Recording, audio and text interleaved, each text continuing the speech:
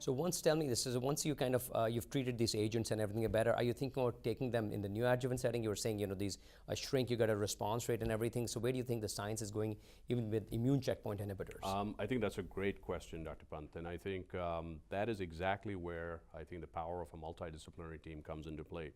We all know that patients who have node-positive disease in CSCC, if they undergo surgery first followed by radiation, a good percentage of them will actually do very well. But the ones that are clearly even higher risk, for example, larger tumors greater than 2 centimeters in the nodes, with evidence of tell me this, is once you kind of, you've treated these agents and everything better, are you thinking about taking them in the neoadjuvant setting? You were saying, these shrink, you got a response rate and everything. So where do you think the science is going, even with immune checkpoint inhibitors? Earlier in that process. So as you mentioned, neoadjuvant setting, so preoperatively. So at our center, we certainly discuss these within our multidisciplinary group. We have, particularly for these borderline resectable or where we feel that patients may be better served, not only to try and reduce the morbidity of surgery, but also to allow the disease to declare its biology. The last thing that you want is doing an extensive operation with no dissection, only to find out that the first or second scan after the operation demonstrates distant metastatic disease. So you sort of wind back the clock and say, could we have done this differently?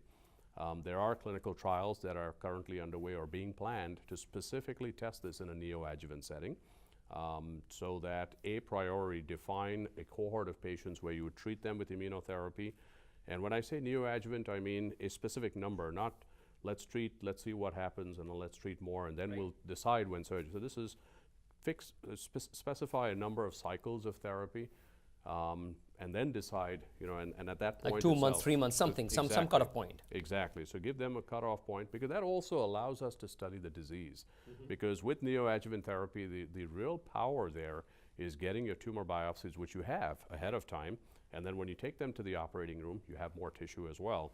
Now, you may land up seeing a dramatic response from a pathologic standpoint. Right.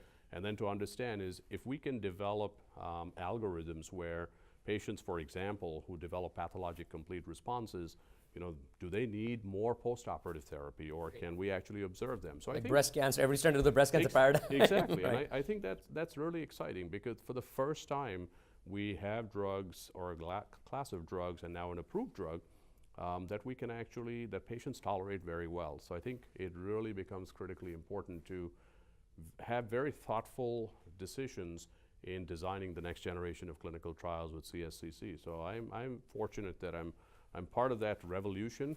I think that we can actually see in front of our eyes and definitely benefit patients. That's awesome. Thank you so much. So Dr. Khushalani, tell me, this has been a really, really interesting discussion about a rare tumor.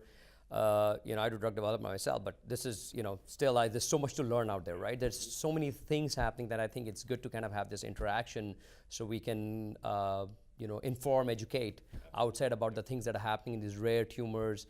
So if somebody in the community, these rare tumors show up, they know, what is going on in the science and everything, what are the new therapies which are available to them. In a way. But just tell me, what are your, kind of wrapping up this whole discussion, what are your some take-home points for our community oncologists who may be seeing the show, or even for other academic oncologists? So if I had to sort of summarize and sort of give a couple of bullet points, I think number one is that to recognize that we now can manipulate the immune system in CSCC, or cutaneous squamous cell carcinoma. We've had drugs that work, but now I think, in my mind, we have drugs that work better and hopefully will work longer. Dare I use the word cure in these patients with locally advanced or metastatic disease? I think it's too early to tell. Long-term follow-up from the data from these trials that have now led to the approval of cemiplimab will certainly inform us better. So I would not use that term yet, but I definitely think we've benefited patients. It is important to recognize that even though these drugs are very well tolerated, the checkpoint inhibitors, anti-PD-1 inhibitors, there is potential for toxicity, and so therefore should be done by individuals who are experienced with its use. And this could be dermato-oncologists if they're experienced with the use of immunotherapy, certainly medical oncologists, and part of a multidisciplinary team. I think the other take-home in my mind is to try and identify ahead of time who would be the most appropriate candidates for the use of systemic therapy in this disease. Sometimes in the past, we would see some of these patients a little too late in the course of their disease. I would actually encourage that these patients come to the surgical oncologist or the radiation therapist or the medical oncologist a little bit earlier in the course of their disease, and recognizing when to appropriately use this. And finally, this is not yet, these therapies are not yet for very early stage disease. So by no means does this supplant surgical resection or Mohs micrographic surgery for very early stage cutaneous squamous cell carcinoma. So it certainly should be not used under that domain. That's an option. Well, it's an exciting time for you in cutaneous squamous cell skin cancer. So best of luck, and best of luck for all your research endeavors and for the future of science. Thank you very much. It was my pleasure being here. Thank you so much, Dr. Khushalani. Thank you, Dr. Khushalani, for this insightful discussion. And thank you to our audience for watching this targeted oncology presentation on precision medicine in CSCC.